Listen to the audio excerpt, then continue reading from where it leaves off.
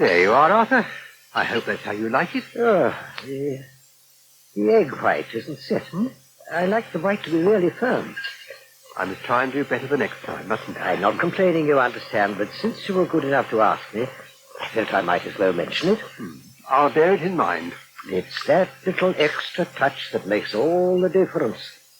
The bacon now. That's not bad. Nice and crisp. Thank you, Arthur.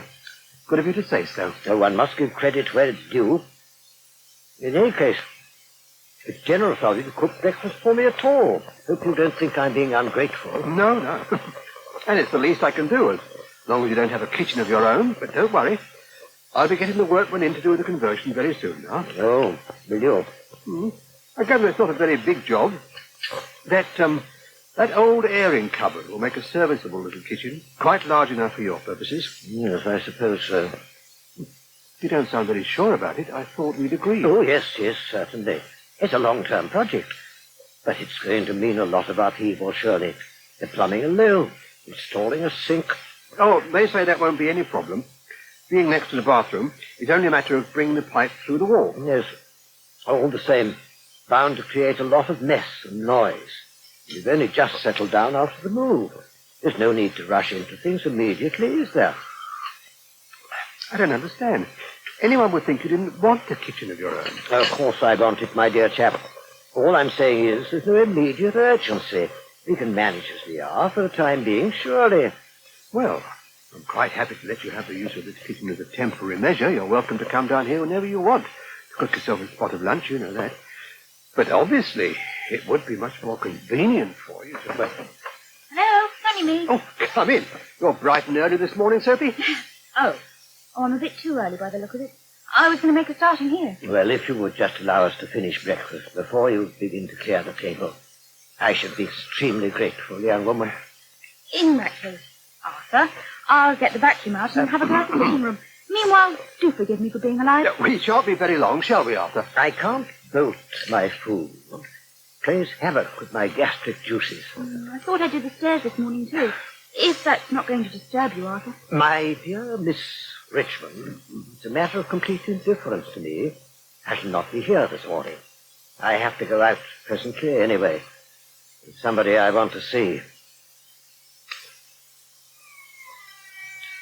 Who's that crying? Abigail, you've been teasing Jill again. It's not Jill, it's Jane. She's just being silly.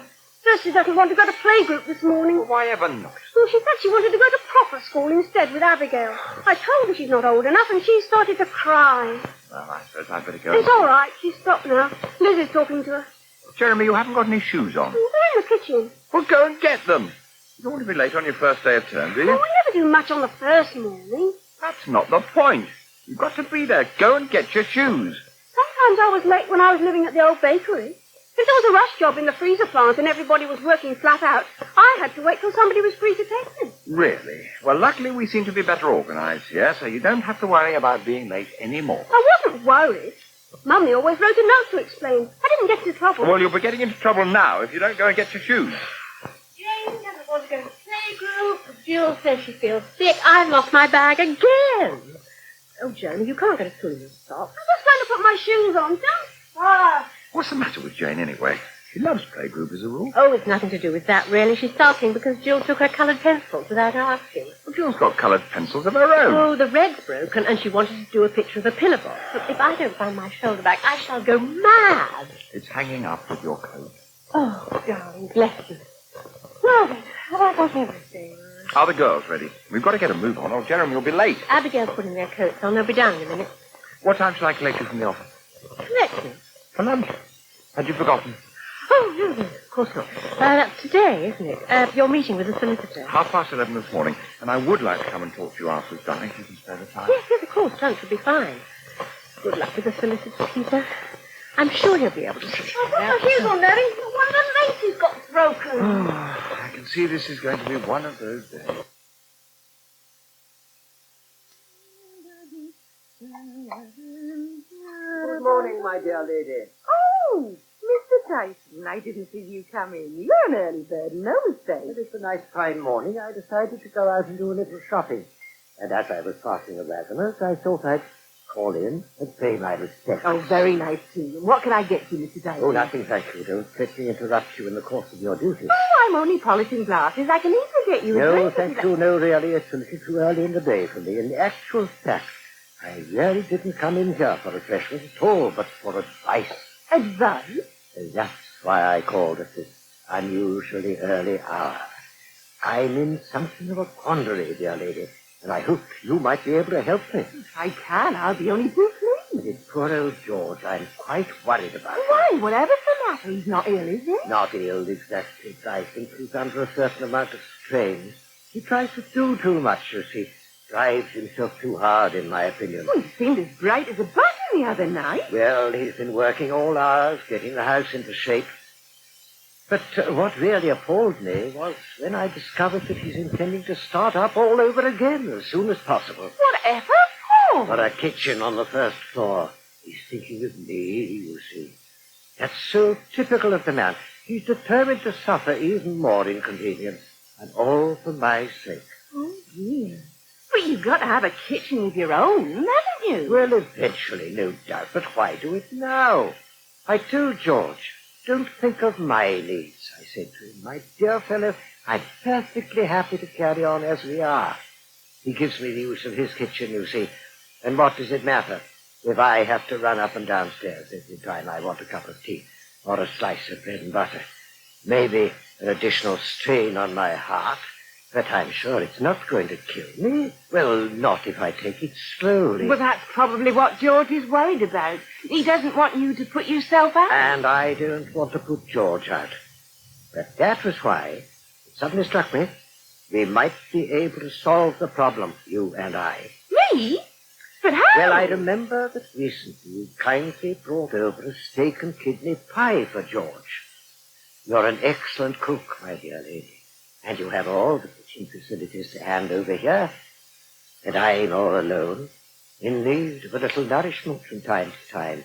And that's why it occurred to me, surely between us we could come to some sort of amicable arrangement. Come in, Mr. Tyson. Sit down. Good to see you. I think that chair is fairly comfortable. Ah, yes, thank you. I'm sorry I had to keep you waiting. I got delayed in court this morning. Anyway, let's make up for lost time, shall we? Certainly. It's about my son. Yes, Jeremy. So you said on the phone. Let's see now. The last court hearing was when exactly? May 1976. Right. And originally, both you and your wife, I beg your pardon, your ex-wife, were applying for custody, care, and control of the boy. It was to be for the magistrate's court to decide upon your relative claims, as I remember. Yes, that's right. Then at the last minute, Lynn had a change of heart. Her domestic circumstances at that time were a little unsettled, and I'd recently remarried and gone to live in the country. In Essex, yes, I remember that very well. Old Thatch, that was the name of the house, wasn't it? Yes, you have a good memory. Yes, well, cutting a long story short, Lynn decided that it would be in Jeremy's best interest to make his home with Liz and me at Old Thatch. And the court agreed, so the whole thing was signed, sealed, and delivered without any argument. And now this has to happen. This being... Oh, my ex-wife has got it into her head that it's now time to reapply to the court and get the whole case reviewed. She's determined that she should now have custody, care, and control of Jeremy. Well, that's always a possibility.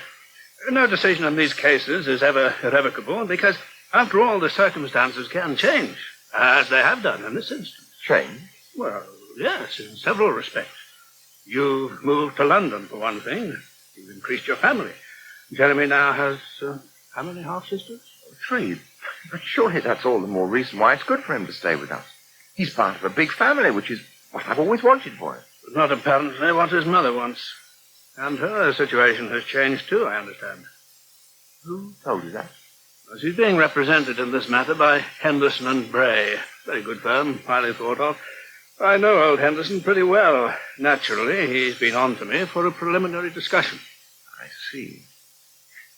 But I don't really understand how Lynn can claim that her circumstances have changed. She's still running a full-time business at the restaurant. I gather she has a capable assistant manager, who is therefore able to devote far more time to her home and family these days. She may say that. But anyway, what sort of a home do you call it? When they've got a full-scale freezer plant operating in the backyard. It's like living in a factory. But, correct me if I'm wrong, when your father was ill and needed constant attention last Christmas, You were perfectly happy then for Jeremy to go and live in this factory. In an emergency. It was a necessity. Lynn understood that. But of course it gave her the idea of keeping Jeremy there permanently. I explained to her that I couldn't agree to that. Apart from anything else, we have a legal obligation to abide by the court's ruling. Which is why she is now appealing for that ruling to be reversed. Yes. But she won't get away with it. I've got all the right on my side. Well, she has her rights too, you know.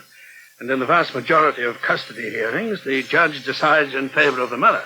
It's generally thought that she is the most appropriate person to bring up her own child. Generally may be, but in our particular situation... Mrs. Pryor has much to offer now that she and her husband are comfortably established in their respective businesses. She can afford to give Jeremy all the time and care that he needs. No doubt she will admit that a few years ago, when things were different, she was very glad that you were able to look after Jeremy and bring him up. She will also say that the position has changed now. I would be falling down on my job if I didn't tell you, quite frankly, that you're going to have a very tough time arguing against that. She has every chance of succeeding in her appeal. Who was that on the phone? Another lunch booking? No, Lynn. I thought she'd be walking in any minute. What's wrong? Did she get held up? Well, she called to ask if we could manage without her this lunchtime. Apparently she's been busy at the old bakery and she didn't notice the time. Oh, wonderful. Well, we're not exactly rushed off our feet today, are we? Only 4 bookings so far. There could always be a sudden rush at the last minute. Well, anyway, I told her we could cope. She's not thinking of taking the whole day off, is she? Why? Well, it's my evening off. Yours too, isn't it? Oh, yes. Well, she hadn't forgotten that.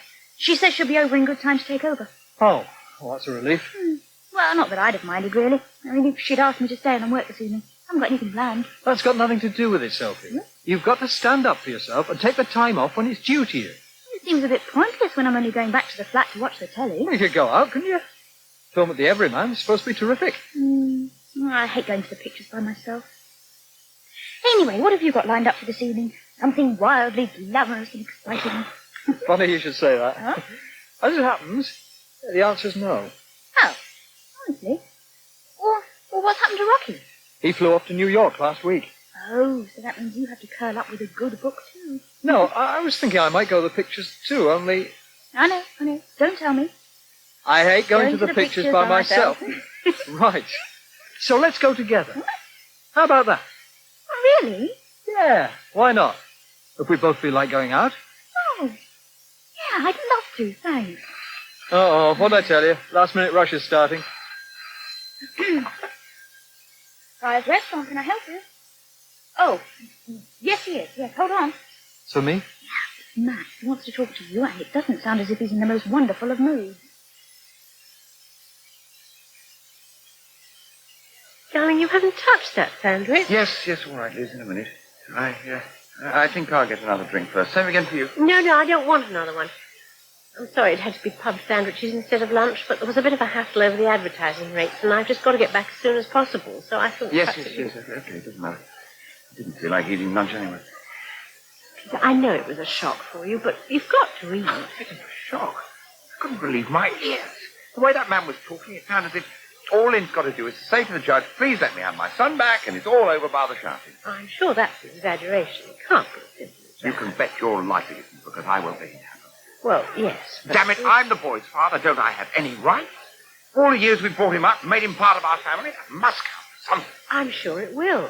Nobody can chuck all that aside just because Lynn suddenly changes her mind and decides she wants to change the rules. I'm not going to let her do it. No. If she wants a full-scale battle, that's up to her. I'm going to fight her, Liz, every inch of the way.